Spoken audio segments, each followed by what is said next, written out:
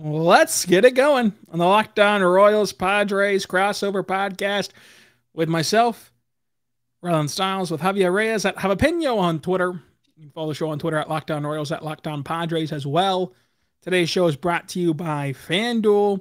This episode is brought to you by FanDuel Sportsbook, the official sportsbook of Locked On. Make every moment more. Visit FanDuel.com/LockedOn today to get started.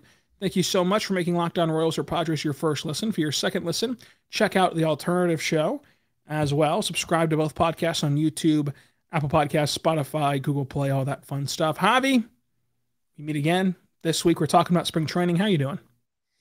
I'm doing all right. I'm really debating going back and forth right now in my head about whether or not I want to just like throw you under the bus. You know what I mean? But I've decided against it because I have a better idea. You know, what I think I want to do is because for those who don't know, the illustrious Rylan Stiles also covers the Oklahoma City Thunder, which you should check out, Locked On Thunder. I just think maybe one of these days when we're recording, I'll just lie and say that one of your players got traded. I thought about doing that. You know what I mean? But I don't know. I'm gonna get you back some way, but it won't be this way. You know, I want to be fun. I want to be clever about it. You know what I'm saying? You got to be sneaky in this day and age. There's a lot of hoodlums out there, and you got to be prepared for them. And I'm prepared. Believe me, I'll get you. I'll get you. Anyway, Well, there are a lot of hoodlums, hoodwinking, and running amok out there, Javi. So I'm on guard. I have all the correct notifications on to ensure that you can't fool me. But nonetheless, Javi, believe it or not, it feels like the season just ended. It feels like the off season just came to a close. The trucks are moving out. Both teams heading to Arizona here in a couple weeks. I mean, once the Super Bowl hits, it's full go baseball season, and the Super Bowl, of course, is on Sunday. We're ramping up to 5 shows a week next week. Well, I mean, that's going to be a lot of fun. And I want to talk about how to survive spring training because it is a delicate balance.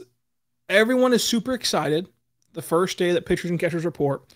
They report there, the mitts are popping, someone's throwing a great bullpen, somebody has a great, minor league backfield game, and we're all excited. And there's also the balance of like somebody struggling and it might not matter, it might matter. Like, it's hard to know what to take away from spring training because it could mean something. In all reality, it could mean nothing. And most of the time, it means nothing. So the basis of that being we don't know what guys are working on. So like a pitcher could get shelled, but he's only throwing fastballs down the middle to get his control back. And we just don't know that.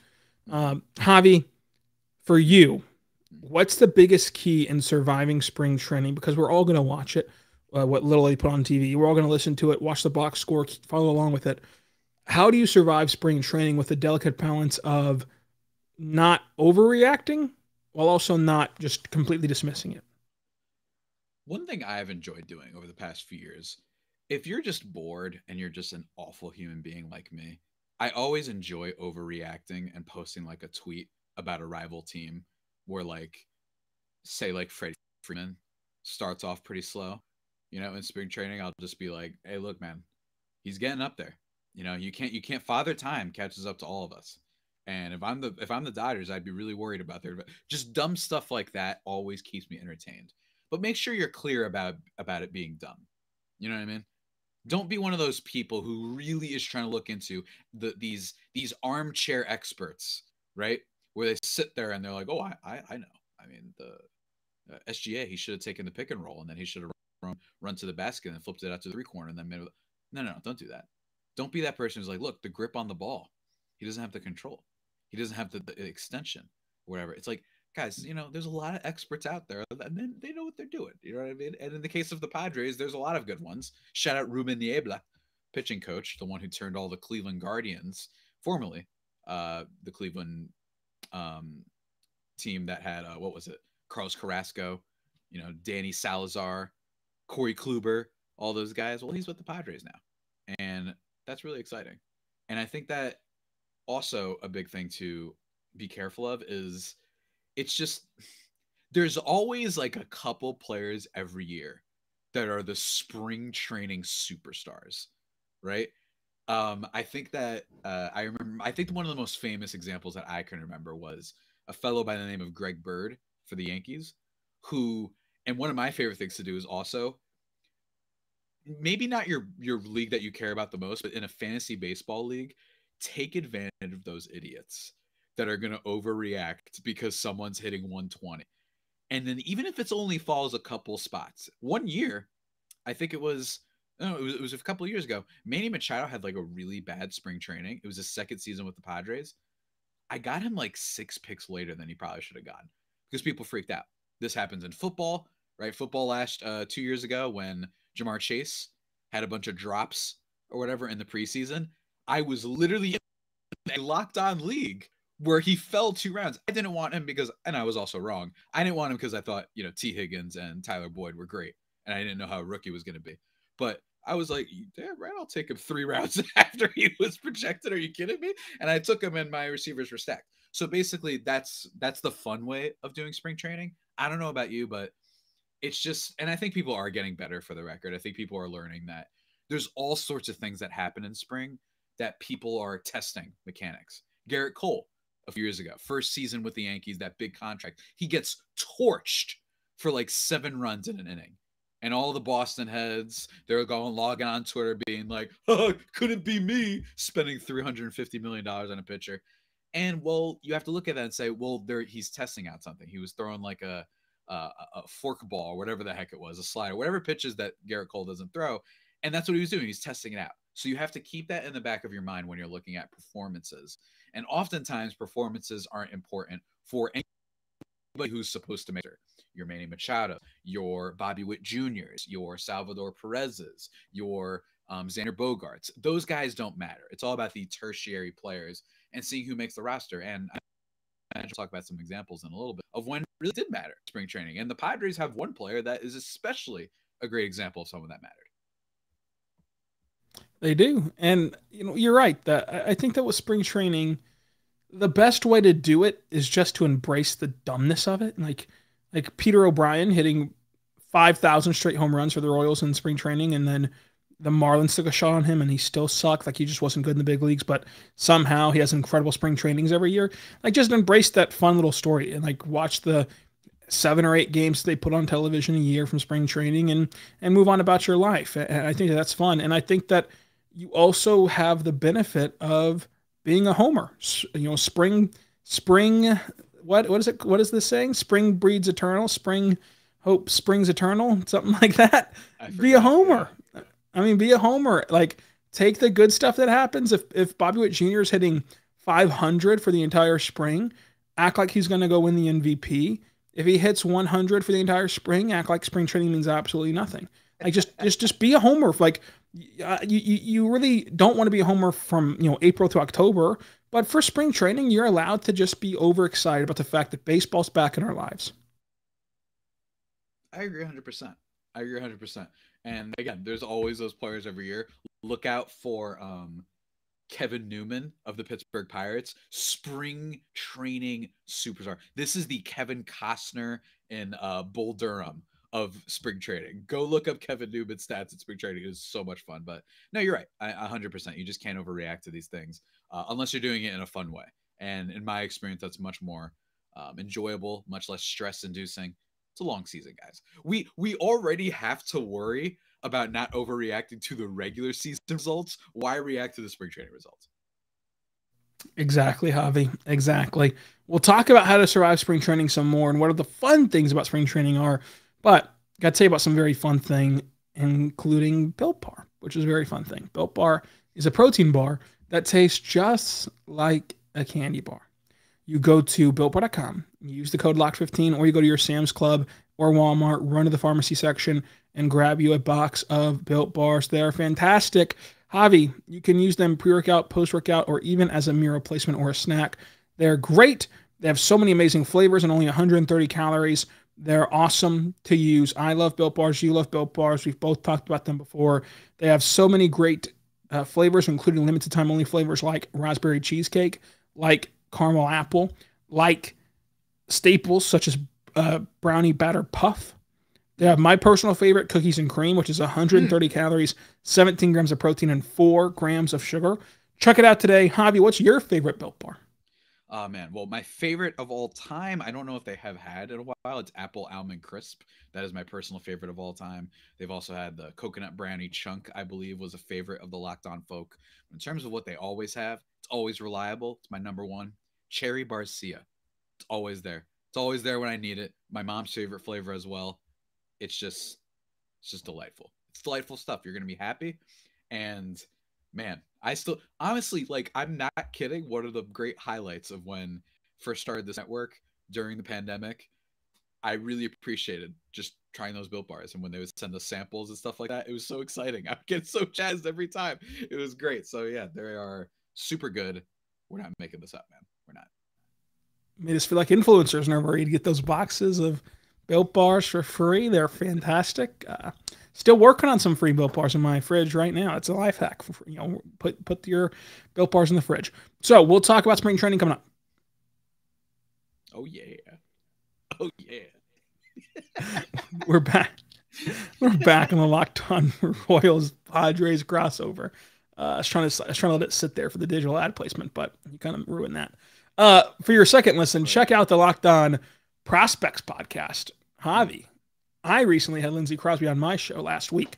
You should go back and listen to that because he told you, the listener, that Vinny Pasquantino is going to, folks, he's going to win the AL batting title. Not my words. It's a great opinion from Lindsey Crosby, a baseball encyclopedia for prospects. Check him out on Locked On MLB Prospects. On Saturday, he did his own Royals deep dive in their farm system that you do not want to miss. He also has one up already for the Padres. And Javi, I think that you've had him on your show pretty recently as well. I have. Lindsey's always a great time. And it's funny that while the Padres certainly do not have the same farm system that they had once upon a time, it was really fun talking to him. You guys can go check that out. We talked about Jackson Merrill, Dylan Lesko, all sorts of guys. And I think that it's fun because while their farm is at the bottom of the league currently, or at least towards the bottom, for good reason and fairness because of all the trades they made, it actually makes following the farm almost like this. It's still interesting because you're like, well, you want to look at it as which players are going to be a big deal that maybe then used later to get some now win ready now teams, right? So for contenders and rebuilding teams alike, it's not that every prospect we're talking about who's going to be amazing. It's more that just you have this extra ammo to move around. And spring training is also where you see some of these prospects. That was a weird way to say it. Prospects kind of maybe make their debut and they bowl out a little bit. I remember CJ Abrams last year hit like 2 home runs in a game. Really exciting stuff. Now he's with the Nationals, but you get my point. Yeah, I mean, CJ Abrams was awesome in spring training last year. And I think that was spring training. It's really just about the experience. Now I can't talk about this from the Padres perspective, but from the Royals perspective, it's about just being happy that the weather's turning. It's about being happy that baseball's back. It's about the ambiance of, since only 7 or 8 games are televised, sitting around on your MLB app and listening to Denny Matthews, an icon, a Hall of Famer on the radio, even Physiak and Lefevre who hop in there as well. Listening to the broadcast, Art Stewart does some as well, especially like the MLB exclusive ones, like the MLB.com exclusive ones, where they just stay at the ballpark and don't give ads. Like they just let you listen to the ballpark in between innings. Like it's just sitting back and embracing that and having something back in your life that I love, like having baseball back, which we all love. And something as simple as sitting down, and if you work from home especially, you're getting work done from 9 to 5, and by 10 a.m., you're going to have baseball on, and by the time that you get off work, there's still baseball on that you can be watching and monitoring on another screen while you're getting your work done and just having that kind of spring feeling around your work. So I think that just embracing the fun stuff without any of the pressure. Like you said, there's 162 games to try to draw conclusions from. There's 162 games to try to overreact to, underreact to, act like it's the turning point in somebody's career. For spring training, let's just take the good, leave the bad, and be happy. Like be happy for an entire month of just baseball being back and your team that you like to follow being back on the field. I agree. I think that it's almost like just view it as you get to watch baseball games. You know what I mean? Just view it from that perspective. You just want to get your appetite wet. You want to be salivating over whatever the prospects are.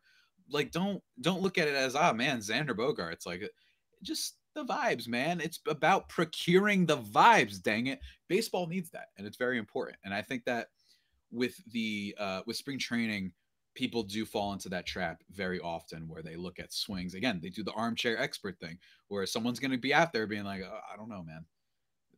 Bogarts' swing looked off to me. He didn't have the same carry. He didn't have the same shift in his hips. I'm like, what are we doing, guys? Like, you know what I mean? Like, just stop. You rarely can take anything from this. But every now and then, you can take a little bit. I will say you can take a tiny bit.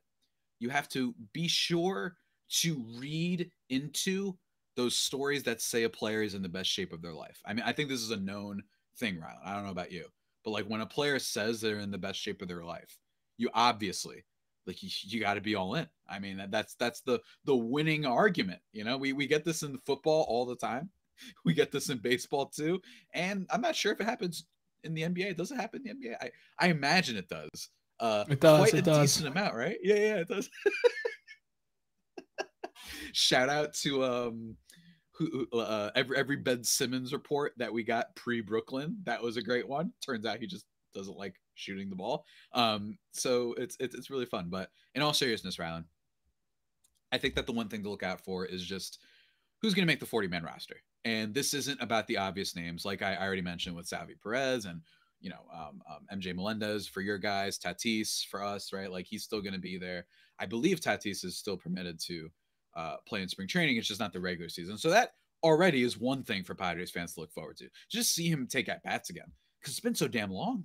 Like I think that people forget a little bit how long it's felt that. I mean, he missed a whole year, and not to mention that in 2021 we didn't get him in the playoffs because the Padres collapsed. There's been so much stuff though.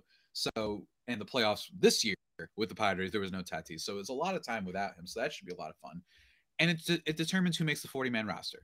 There's a lot of guys we know about, but there's those in betweeners. Like what's going to happen with, say, Jose Azocar? You know, I think that that's a player for the Padres that would probably make the team. But you got to look at other guys. Unfortunately, one guy for the Padres, Eggy Rosario, or Eggy Rosario, he just got injured, and it's a really big shame because the Padres have a lot of players going to the World Baseball Classic, something I know you can't necessarily relate to. But they have a lot of players going there, and it Whoa! Bobby results Witt Jr. in is a pinch runner, buddy. an unnecessary shot. I know, but you know what? I told you I was going to get back at you. I told you. I told you. He wasn't prepared, folks. I got him. I got him. Anyway, so that's really a big injury for the Padres because he's like an interesting prospect that like who knows what could shape out if he got some extended looks during spring training and he got hurt. So that's really unfortunate, but there's still guys out there. And if you're wondering, well, Javi, give me a break. What was the last spring training guy that mattered for the Padres? Oh, I'll give it to you. It's the zone. You can hit it anywhere, Rylan. But you know where you can't hit it? To the Crone zone, ladies and gentlemen. Jake Cronenworth back in 2020 just had an awesome spring. He really showed off. Again, now I'm doing the thing, the armchair expert thing. The swing was exciting everybody. It was like a really crisp, it wasn't a swing that blew you away, but it was just solid fundamentally. And he had the stuff of, oh, he can also pitch. He pitched in college. He could play short and all these things. Had a really great spring. And as a result, Jorge Mateo, who's now with the Baltimore Orioles, he was expected to make the roster because the Padres back then, especially, they still have the problem now, but they had a really bad outfield depth problem. So Jorge Mateo was basically going to be that last guy. But then Jorge Mateo ends up getting COVID. So he missed the roster. And as a result, because of his great spring training, Jake Cronenworth made the roster and the rest is history. So that is a rare example. Don't get me wrong.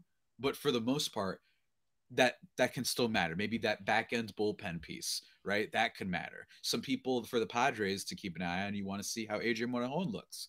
You know, is he throwing a little bit harder? Does he look healthy? That's a guy that might be someone they might need to be a back end of the rotation starter as this, season goes on, because Seth Lugo and Nick Martinez, known primarily for being, bullpen guys, right? They're ace relievers. Martinez can start, for sure. But Lugo, it's like this is going to be the first time he's ever attempted to start. So that's going to be big for the Padres for sure, just to see how those guys look in their new roles and whatnot, and just make sure that there's no velocity dip.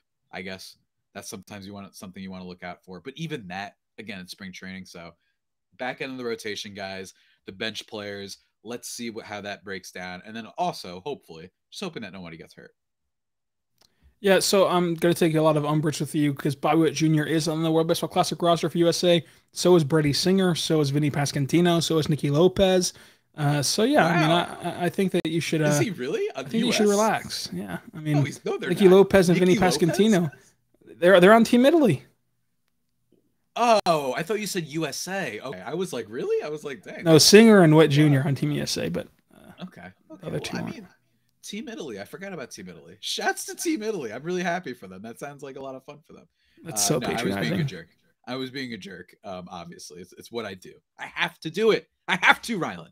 Yeah, and I have to tell you about our good friends over at FanDuel right now because FanDuel is incredible and they are our new sports betting partner for Locked On because they're the number one sports book in America. FanDuel is the new app for you to use. It's new. It's FanDuel. It's our new sports bet partner. And if you are new to the platform, that's even better because they have some incredible features for you that make betting on sports fun and easy.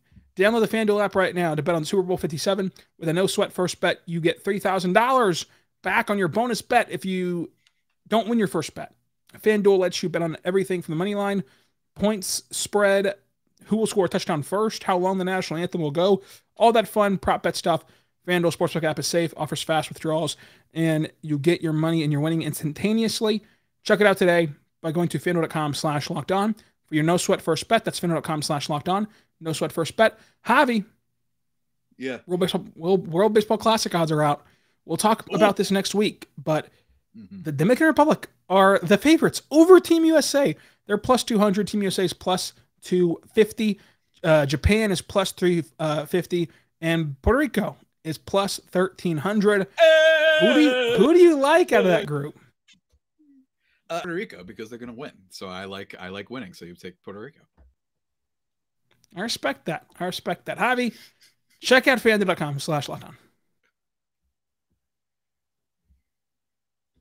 We're back on the Locked On Royals Padres crossover podcast. Javi, we've talked spring training. And I would just wrap it up by saying this. Unless something incredibly disastrous happens, like your best player goes 0 for 150, and that sucks. Like, we can't really dance around that. Or your two best players get in a fight in the clubhouse, and now there's a ton of turmoil. Or, I don't know, someone gets hurt, season-ending injury. Like, besides all of that, like, besides anything like that's just dramatic and just out of this world, dumb and not good, take all the good, throw it away. Take all the bad, throw it away. Take all the good, embrace it, have fun, enjoy the vibes, and move forward. Javi, to end the show, I'm going to throw you a curveball. And the NFL had a full week of skills contest where they played dodgeball. They saw who could throw a football further. They played flag football. I believe they had an obstacle course. And we're going to see the basketball all-star festivities take place next week. Wow, really? For that. We're going to see the Rising Stars Challenge. Really? We're going to see the Rising Stars Is it really Challenge. next week? Give me a second. Yeah, it's next weekend. I thought that thing happened in like March. Okay, whatever. That's cool. Never. Javi, I already DM'd you and told you I'm going to be there. I need to bank some episodes. Okay, whatever.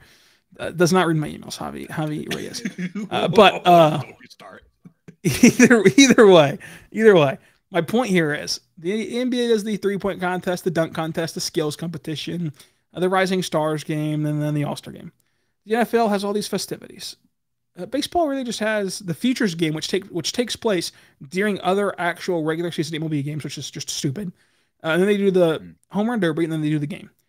What can we add to MLB All-Star Weekend to make it more of an event, more maybe goofy, or just realistic things that you'd want to see added?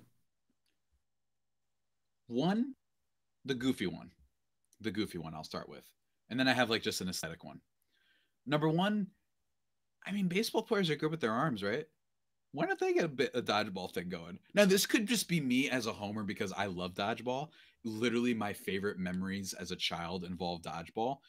That says a lot about what kind of lonely child I might have been, but still, I remember beating the baseball team in our high school tournament. Me and my like ragtag group of dumb friends.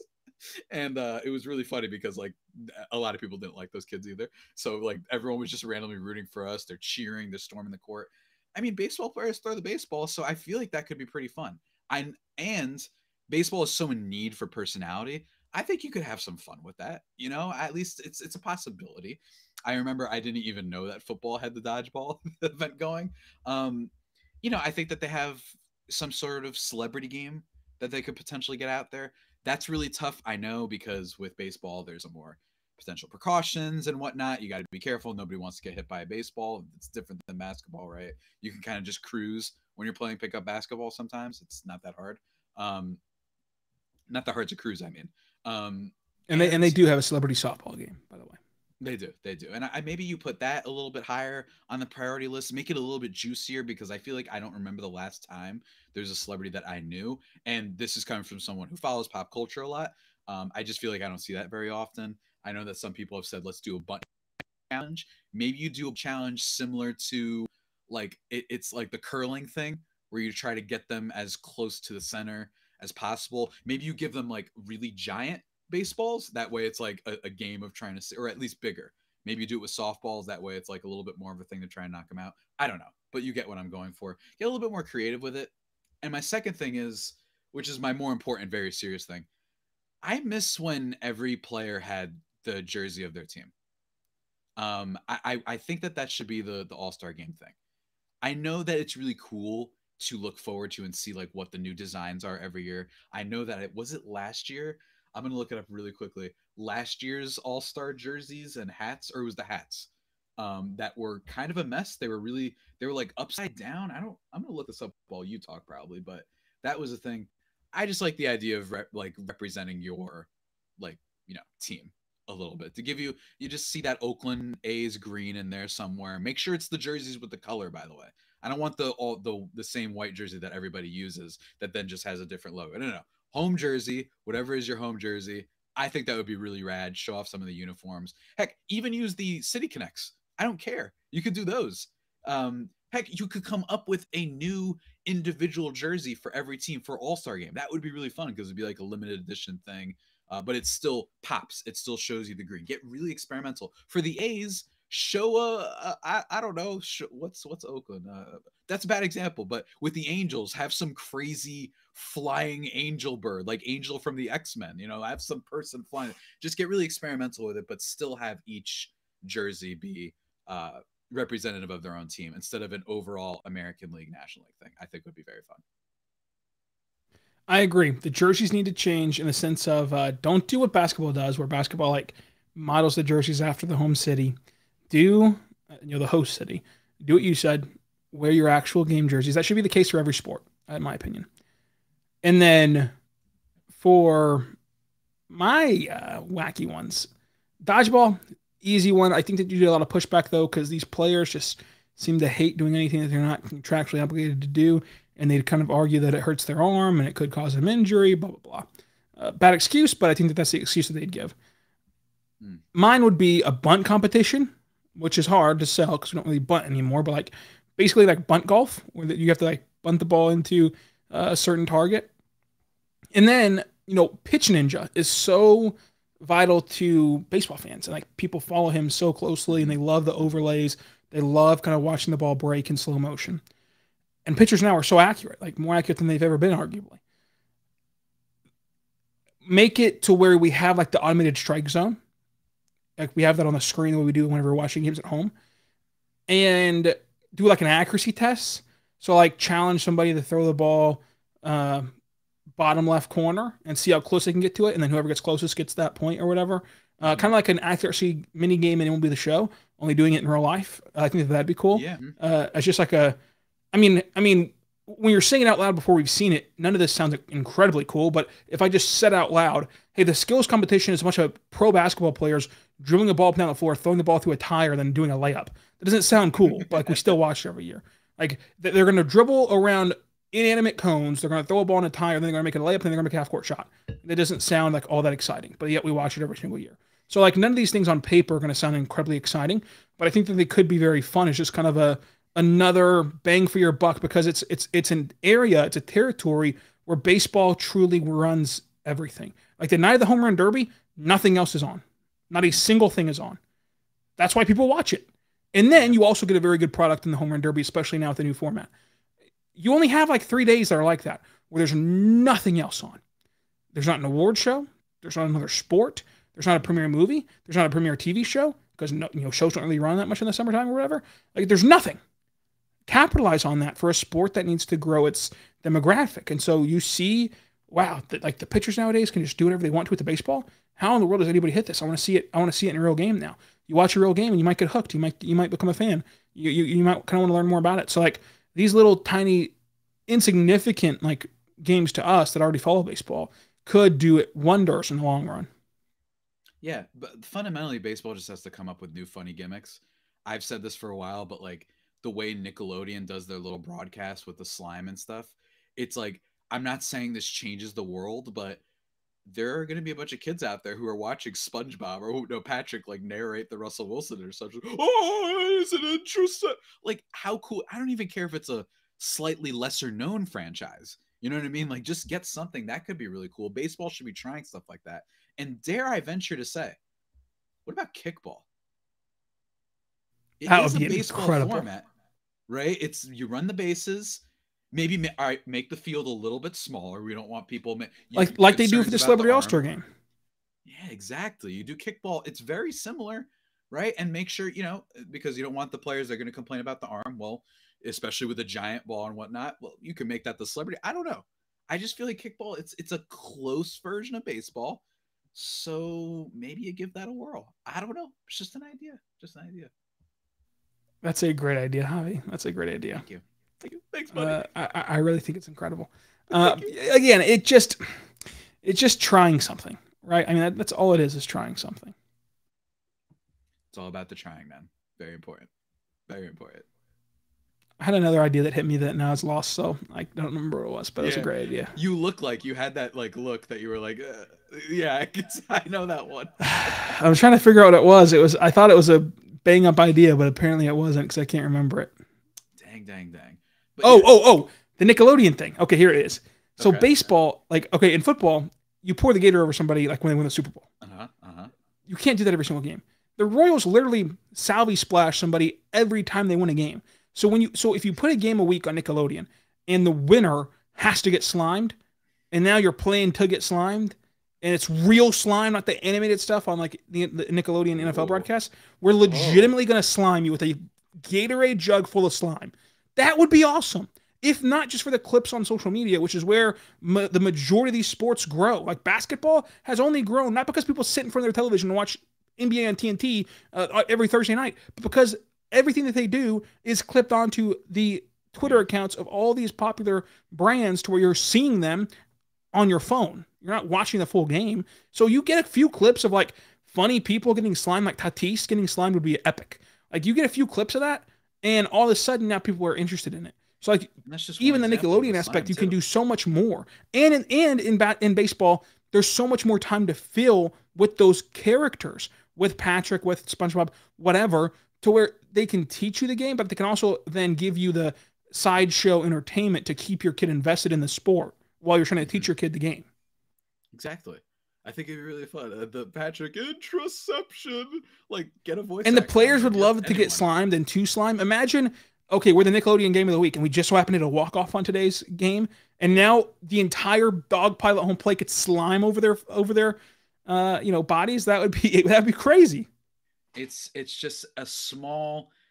That's just a microcosm of what Rylan are trying to get at, which is just try goofy things, aim for a younger demographic, and I actually, the last thing I'll end on is I think now they messed it up in year 2 because they decided to pick the worst teams imaginable, but the Field of Dreams game, the rare, like, fun idea, did it do much in terms of, because a lot of people were complaining, I don't like that movie. Well, I don't care. There's 160 games in a season. It's kind of cool if you just aesthetically have a little bit of a different look. Like little things like that really do matter because it changes it up and it makes you feel like you have to watch that game. Now, what you shouldn't do is have the Yankees and White Sox, two perennial contenders with exciting young players, and then follow it up with the Cubs, who are rebuilding, and the Cincinnati Reds, whose owner is about as cheap as anyone you can find. No, don't do that, right? But like find different ways. Do the Sandlot game where it just looks like it's a really somewhat, it looks like it, but maybe it's like a little bit of a damaged backyard outfield, right? Maybe there's a dog hanging out. I don't know. Have that the dog catches the ball. If the dog gets the ball, then everybody in the stands gets a free, 20 hot dog. I don't know, right? Like just come up and experiment. I think that would be really fun for everybody involved and just help the sport grow a little bit. And it's already still growing, so add a little bit more pizzazz. I'm a big fan of pizzazz, not necessarily the mechanics, i.e. Blake Griffin's dunk over the car. Was it mechanically the most insane dunk ever? No. Can a lot of NBA players do it? Probably. But you know what was fun? The choir being brought out, him bringing out his cape. It's about theater. This is why people watch wrestling. You know what I mean? They're not in it to see who wins. They're in it for all the weird stuff on the side. Baseball needs more weird stuff on the side. I love it, Javi. I absolutely love it. Now, anything else before we close? Nope. Bad for me. We planned on this one not being a long one and ended up going long anyway. How about that? We make music, Javi. When we're together, we make music. Now, next week, we're going to talk about the World Baseball Classic and preview it because Javi's our World Baseball Classic expert. He should host Locked On World Baseball Classic. And we're going to be diving into the Royals players that are there, the Padres players that are there, and then also just what we love about the event as a whole, which I think is one of the better baseball events out there. Very excited for that. And then it'll be starting up soon as with spring training, and we'll continue marching forward toward the season, Javi. I always enjoy our weekly crossovers. And so until tomorrow, you can subscribe to both shows and be good to one another.